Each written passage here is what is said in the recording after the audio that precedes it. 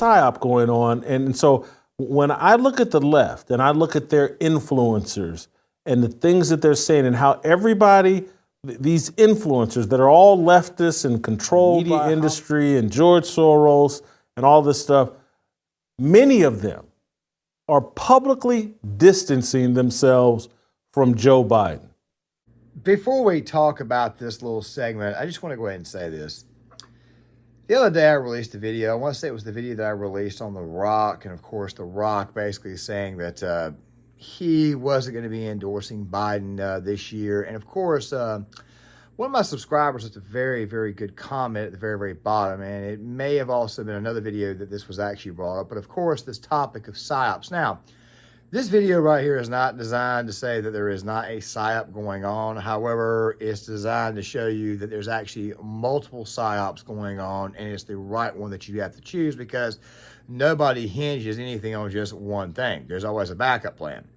And of course, the comment, and of course you guys know me, I don't like put my subscriber names in videos or anything like that, mostly to protect them, but also to go on top of this. I don't want people just coming to my page and saying, look, this guy here will out you the first chance. No, that's not what I do here, okay? Obviously, as a content creator, you got to take that pretty well seriously. Also, let's also not forget that there are people out there who have accounts with emails and stuff attached to it, so therefore, I don't actually expose subscriber names or anything like that. However, the subscriber made a very, very good comment about something that Jason Whitlock had said, because Whitlock released a 24-odd-minute segment, which, of course, we'll be playing some of this in this video. But we're also going to be playing some other stuff as well to kind of help explain the notion why it is that people think that there is a psyop involved going on with Biden, and also why it is that more than likely it's not the one that you think that it is. But make sure you guys stick around for the full video because this one's going to be the only video of the day. It's also going to be one of those longer ones. As I've said before, every other day is the day I try to get one of these longer type videos out.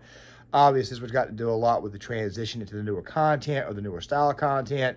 And of course, obviously, due to the algorithm, I'm kind of slow walking it in. But this is kind of the direction that we're going. So make sure you guys stick around for the full video. So let's go ahead and talk about exactly what was said and why it is that people think that there is obviously a psyop. There's a psyop going on. And so when I look at the left and I look at their influencers and the things that they're saying and how everybody, these influencers that are all leftists and controlled by Hollywood and the media industry and George Soros and all this stuff, many of them are publicly distancing themselves from Joe Biden. And so, or from leftist policies. And it's like Bill Maher is kind of like the ringleader of a lot of this. Bill Maher, for the last 2 to 3, 4 years, I played roughly 25, 30 seconds of that little clip. And like I said, the full video will be in the description box. And really quick, I want you to know something right now. I'm not making this video to critique Jason Whitlock, okay? Even though Whitlock's past obviously signals that there are some things to look into, but he's obviously repented from a lot of that, and he's obviously changed his perspective on a lot of things. However, that right there being said, Jason is still somewhat new to politics. For the most part, he is a sports guy. And his sports takes, for the most part, at least as far as I've been concerned, have been pretty well spot on, mostly commonsensical, but still at the same time, it's not without some form of baggage. I was doing a video recently where he brought up the whole self-deletion of another NFL player back in 2009. Of course, he began to call the KKK, he began to call the NRA, KKK, all the type of normal rhetoric that you would normally get out of certain people that are on the left. Of course, over time, Jason has pivoted from this, and he's no longer a part of that circle. Something else is going to be coming up on Saturday, talking about track records. This one is kind of a content day for me. This video is coming out on Thursday, but I've got 2 videos coming out on Friday and 1 coming out on Saturday. I'm going to try to go ahead and nail all of it in one day. But still, the point is this here. Jason is somebody who's pivoted away from a lot of the left-wing takes. So you probably would think to yourself that maybe he knows something is up, something is coming, something that, quite frankly, we could not have seen. Now, I've done several videos, some of which, by the way, did not go up the algorithm. And of course, some of those videos I'll try to link in the description box for you guys to catch up on how it is I've explained that the Democratic Party or the mainstream media has actually done more to black pill their own voters than they had to actually red pill them or get them out there to actually vote. The polling data that seems to suggest that former President Trump would beat the current administration, Biden, seems to suggest that that would obviously happen, even though there's been some new polling data that kind of contradicts that. I've been very, very open, very, very vocal in saying that I would not trust polls. I would go out and go vote regardless exactly how far your candidate is up or down. I just would anyway. It's just how I am. The thing is this right here. There are a lot of things out there that kind of lead to this current administration getting replaced, including the fact that it's got a very, very low approval rating, or the fact that you've got a lot more open vocal critics, or that you've got somebody in Hollywood basically saying, I would not endorse this person again, hence the whole thing about The Rock. But the thing that you got to understand is that Jason's logic here, while it is good, there's also a couple of flaws in it. For example, let me roll you guys this first clip to kind of help you guys out with this, because as you guys know, one of the main people that I love talking about on this channel or going after is in fact Bill Maher. Calling out the idiocy of the left, but he never pivots away from the left.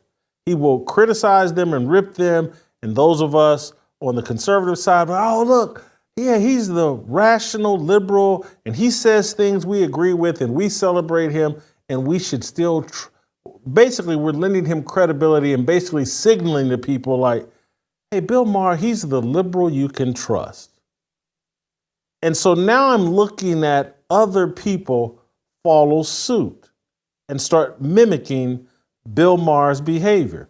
I've talked about it as it relates to Stephen A. Smith. I don't know if anybody has said this, but Jason, Bill, every time he goes after the woke left, he then turns right back around and tells people that he's still going to vote for Joe Biden. He still hates Trump more than he does the woke left. If you've been watching Bill Maher for years, then you already know that Bill Maher is very much the secular liberal type. He's going to be voting Democrat regardless. He doesn't like anybody on the radical far left, but still at the same time, he's still going to go vote for it. And of course, I have to bring up the fact that he is constantly, and I mean he has constantly simped for Gavin Newsom. Which, of course, Gavin Newsom is going to come up in this video again, more so towards the end, because people love to point out the fact that Newsom is the guy that they plan on replacing Biden with. And then, of course, you got this Jesse Waters piece that came out last night, which might make you automatically think, here's a part of it, that, of course, they do plan on replacing him. Let me roll this first part. To Hitler, while the rest of the country is comparing gas prices to what they were 4 years ago. Do you get the feeling that Biden's planning his retirement, not really his second term? Everybody who interviews him treats him like he's about to leave. And as far as, your memories of this house, I mean, we're assuming, I don't know what the future holds, but what are your favorite memories about this place? Our kids jumping in bed with us, our grandkids when they're down here, just sneaking up and jumping in bed with us. That's my favorite memory here. They love it. They love wandering through the halls. There's 2 floors upstairs, a lot of bedrooms. It's a private residence. And they just love coming down. Do you ask a president in his first term, what's your fondest memory about the White House? Or do you ask him, what's your vision for America? Because I thought Roker could only predict rain. Does he know something we don't? It is odd that they keep talking to Biden almost like in the past tense. However, if you've been paying attention to his campaign, you would see that the people who are actually running his campaign seem to believe that he can get reelected, but they put out all kinds of crazy stuff to kind of contradict the narrative that they're running a good campaign. And of course, you've also got the recent gem that came out that Obama recently met with Biden and that he believes that Biden could lose. Then the topic of replacement comes up. Who would you actually replace him with? Well, many people automatically think the ruse, a ploy, a plot, a plan, a charade, a conspiracy, a sham. We've been conned, hoodwinked, bamboozled, flim-flammed, and the wool pulled over our eyes even. Slaughter. There's something else too, and that right there is the topic Saying of inflation. This, quote, I think the president is out there too much talking about bridges. He does 2 or 3 events a week where he's cutting a ribbon on a bridge. If you go into the grocery store, eggs and milk are expensive. The fact that there's an effing bridge, it's kind of a fool's errand. A president's never won an election over a bridge. As Carville said, it's the economy, stupid. Biden knows this. It's why he lies about it. You chose this company today to deliver a message on the economy. I've heard you talk about economic growth, job creation. What do you say to the families, not just Latino families, but families across the country that don't feel that economic growth, that job creation reflected in their paychecks, in their pockets? Well, it's not yet, but guess what? The 15 million jobs that we've created so far, more than any president has in the time period. Biden's real legacy is a lie. Millions of Biden's jobs went to migrants. A lot of this job growth, part-time jobs. Real wages are down. Prices are up. Inflation, still hot. Hotter than expected, 3.5. This is 3/10 hotter than we looked at in the rearview mirror. Gas prices up 40%, rent, used cars, groceries, all up 20%. Americans are skipping meals to pay their mortgage. You can't even buy a house with rates this high. Not since the Great Depression have we seen so many young adults living at home with their parents. Yes, they have to replace them now, but there is one more thing that was mentioned, and that's the whole aspect of historians. Pay very, very close attention to this very, very small segment. 1860. This is like 1940. You know, you have to talk about the large issue in the room. And just as Lincoln gave the House divided speech, just as Roosevelt... That guy talks about 1860 and that Biden is Abraham Lincoln. I hate to tell you guys this, but Lincoln's name has been soured over the years. I don't even really care that much for Lincoln. But let me also say one more thing, too. Abraham Lincoln was not the president in 1860. No, he wasn't. This historian who claims to be a historian, obviously he's not a very, very good historian, because if he was a historian, then he would know that the president in 1860 was actually James Buchanan. Lincoln became president in 1861. James Buchanan is unanimously believed to be the worst president in American history. He's from Pennsylvania, by the way. Only one other president in American history from Pennsylvania, Joe Biden, who's very, very easily becoming the worst president in American history. I actually already think he is. Definitely the worst president in my lifetime, if he's even in charge. These people live in a fantasy land. So you probably think to yourself, okay, I guess they probably would replace Biden. That's not what they're actually doing. They're trying to bring the thing back to the center. But we'll talk about that more towards the end of the video. Michelle Obama. Now, the thing is this right here about Michelle Obama, and of course she's going to be coming up again over the course of this video. The thing about Michelle Obama is it actually makes much, much more sense for her to run in 2028. The biggest reason why is because the Democratic Party bench right now is absolutely horrible. It is desperate time for the Democratic Party, but there's also something else, too, that needs to be factored in. Even if Trump was, say, to win this election cycle, it would not be the worst thing in the world for the Democrats to lose to him, because the Senate map, while it does favor Republicans heavily, the thing is that the Republican establishment still loves to bring down the current nominee. And, of course, even though, like I said, may have missed it before, while the Senate map looks very, very much in favor for Republicans, they'll still go out of their way to obviously drag that down. Look at the polling data in Arizona. Kari Lake does not look good. And I've not made very, very many videos about Kari Lake, and I'm pretty sure that if I mention Kari Lake, I'll probably get hit for not being pro-Kari Lake, but I'm not pro-Kari Lake. She's very, very smart. Yes, she's very, very good, of course, but the problem is this here. She pissed off the wrong people when she ran back in 2022 for that Senate seat. Now she's trying to run for it again. The governorship. I think Kari Lake, what she should do is sit this one out and not run. I was very, very much on board with Matt Lamb running for that seat in Arizona. The thing about Kari Lake is that she's best suited, really, for press secretary. That is where she needs to go. The Senate candidate in Nevada in 2024, this coming cycle, was not very strong in Nevada. While it does look like Tim Sheehy will be able to flip John Tester's seat, and it looks like Republicans will obviously flip West Virginia, Ohio, and of course the Wisconsin seat looks very, very favorable to Republicans. Now they have a good candidate.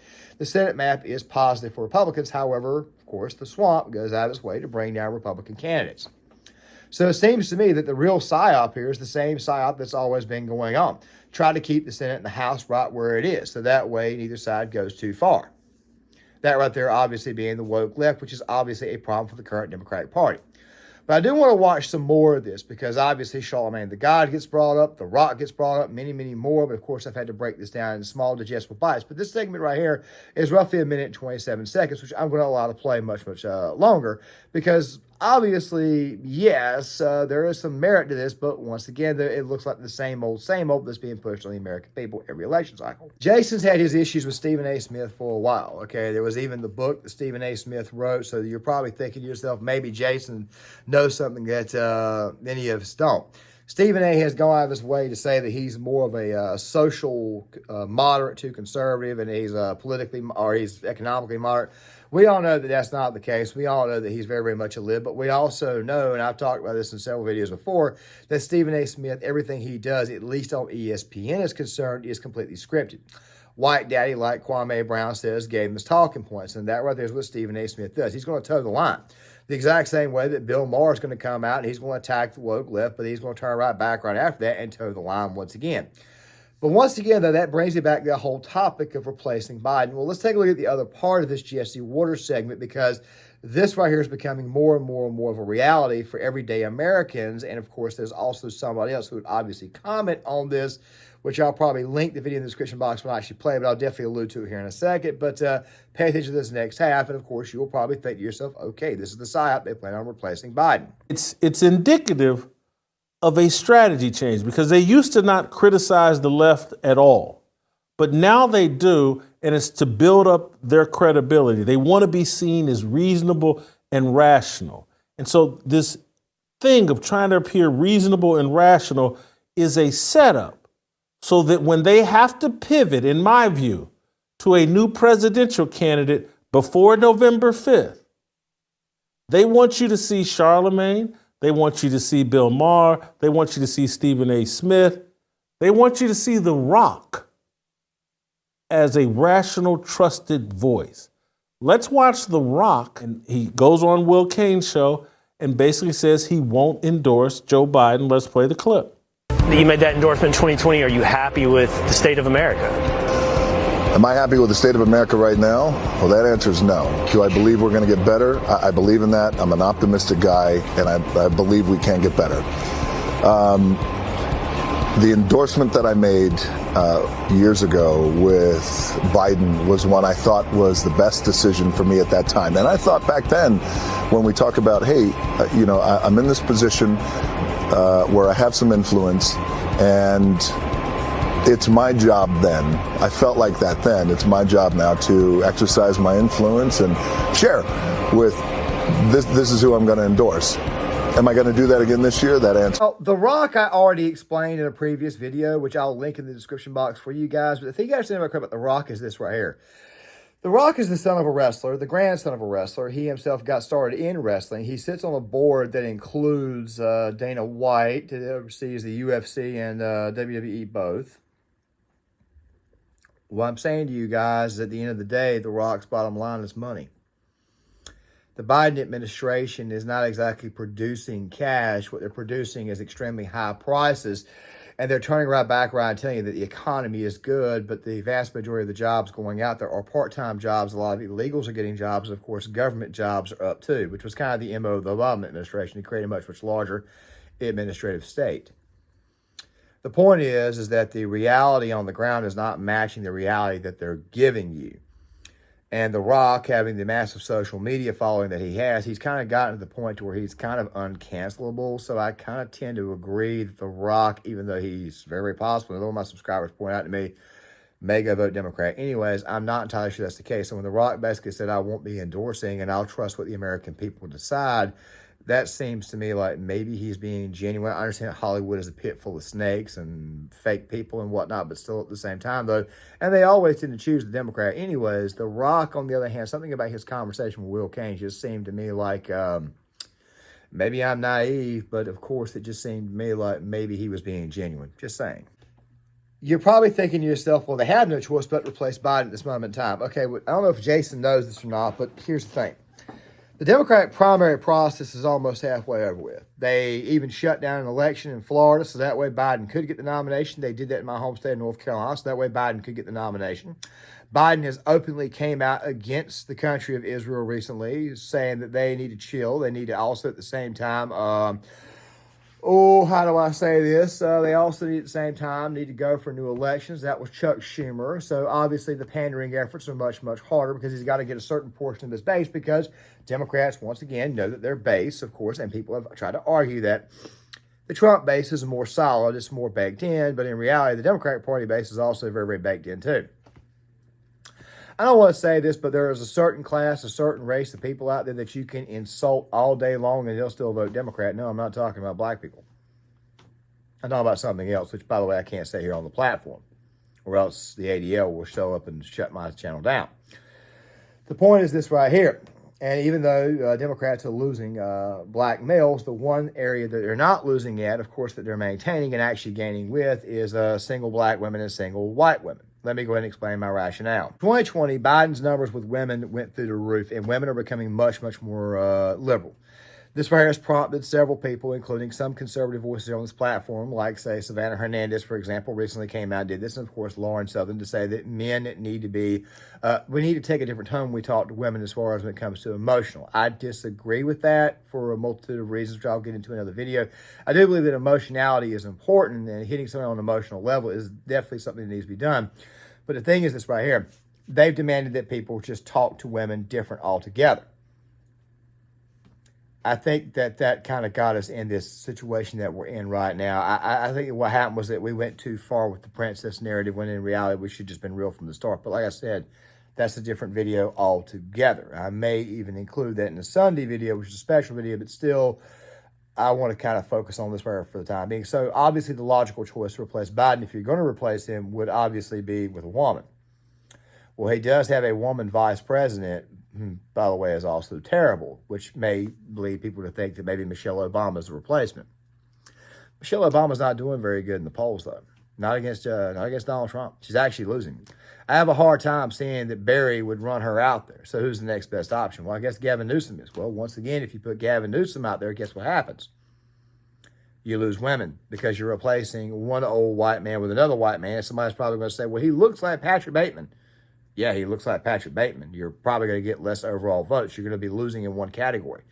You replace the person who panders to blacks with somebody who's not as well versed or well liked by blacks. Next thing you know, that vote total actually goes down. Look, the percentage is always going to be there for black voters voting for the Democratic Party. It's the overall turnout scale. If let's just say for the sake of argument that Georgia, 96% of black voters vote for Joe Biden, but only about maybe 40% of them show up, Trump's still winning the state. You see, elections are not won by polls, they're won by turnout. Polls are referenced, yeah. And also something else, too, that if you replace Biden at this moment in time, the Democratic Party, you would basically be admitting failure, that your candidate actually failed, which is also kind of weird why it is in that Jesse Waters segment that you guys saw earlier. They're talking in the past tense. Still, replacing Biden would be an admission that you are, in fact, failing, meaning that you are admitting that your administration sucked, which is the last thing you want to do to Trump, is give him that advantage. You see where I'm going with this? You see, they're kind of in a tough spot, so actually replacing him would probably be a bit of a problem. But before we go to what I think is really going on, let's play some more of this. Come over here and support policies that you know are ignorant, but at least you won't be labeled racist. That's their strategy. That's the double talk, and it's how Bill Maher has modeled for them how to both sides an interview while never switching sides. Charlemagne's basic argument is, hey, our policies will make you sick, but those guys will lynch you. So you can die slowly under our sickness, or the racists can lynch you. That's the myth he's selling. Now, you're probably wondering about the placement of that clip there, seeing how it is that was much, much earlier in what Jason's monologue was. This is what I'm saying when I mean that Jason is new to politics. Jason has never been a political person. Even though he does have a past of supporting some left-wing groups, he's never really truly been that political. But his mind, of course, immediately goes to the whole, you're racist, sexist, misogynistic, it automatically goes to that because that's where he came from. He could spot it a mile away. Me, on the other hand, somebody who's been keeping up with elections since I was 23 years old in 2008 and really got involved in it in 2012, I can tell you right now that this is who the Democratic Party is. They were always going to lean into this. Of course, this is the Democratic Party under Barack Obama, but if you go back in the past to Clinton and Kerry and Gore and all them, you kind of see the same things. This is kind of who they are, so what they're doing is nothing new. But the point is this right here. If the Democratic Party was to try to replace Joe Biden at this moment in time, they would be immediate failure. As a matter of fact, when Biden came out to answer to the whole FBI report, his investigation on the classified document situation, that right there would have been the time for Biden to come out in front of the nation to say, look, I'm not going to seek another term. It's too late in the ball game for them to actually do it. And by the way, something else too, and I haven't even touched on this, and I'm actually surprised I haven't touched on this, is that Jason keeps on going to November the 5th. November the 5th is Election Day. If Biden was to be replaced, he could not be replaced in November. He could not be replaced in October. He could not be replaced in September. He'd have to get replaced in August at the DNC. And who would you replace him with? Seeing how it is that the vast majority of the base is single women. You would replace him with a single woman, meaning that if you replace it with anybody, it will become Queen Harris. Maybe Jen Granholm. But once again, though, she's too white. Michelle, not as popular as you think. Also married. Doesn't fit the mold. All right? And she's not well-spoken. Gavin, look at California. It looks like crap. The prices are through the roof. Nobody's voting for Gavin with the good hair. The guy has banned electric cars, okay? He's banned gas-powered vehicles. Gas cars are going to be there before 2030. That's the ban. He's not winning Michigan. He's not winning Wisconsin. He's not winning anywhere with blue-collar voters. They're going to be sticking with Biden because Biden is the only one who actually can win. I made the same point in 2020 to one of my very, very liberal friends down in Florida. I probably told you guys the story, but I'm going to tell it one more time to close out the video. Back in 2019, it was August, I was having a conversation with a very, very liberal friend of mine down in Florida, actually a family member, but of course, I don't try to give away names or anything. Very, very much a Bernie Sanders person, okay?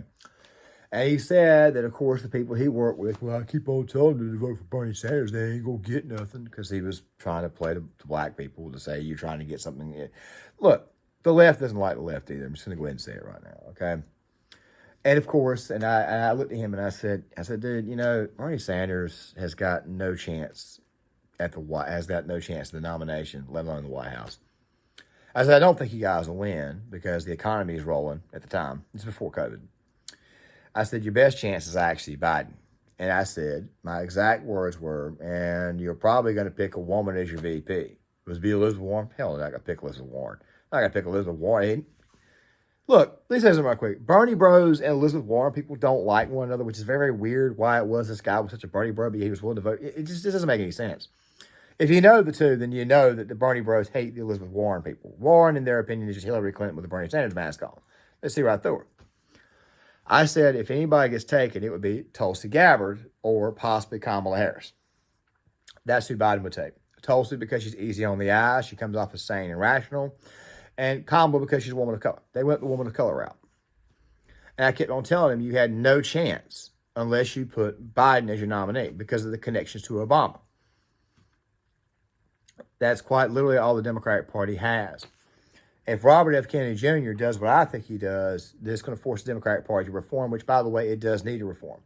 However, given all the damage that's been done to this country, given all the damage that's actually been done to this nation, would anybody trust the Democrat to take back over if the situation continues to get worse? And with that right there, guys, I'm going to go ahead and halt this video now. So if you guys please leave a comment in the comment section. Please hit the like button, subscribe, share the video, sign off in the comment section, and I'll see you guys later.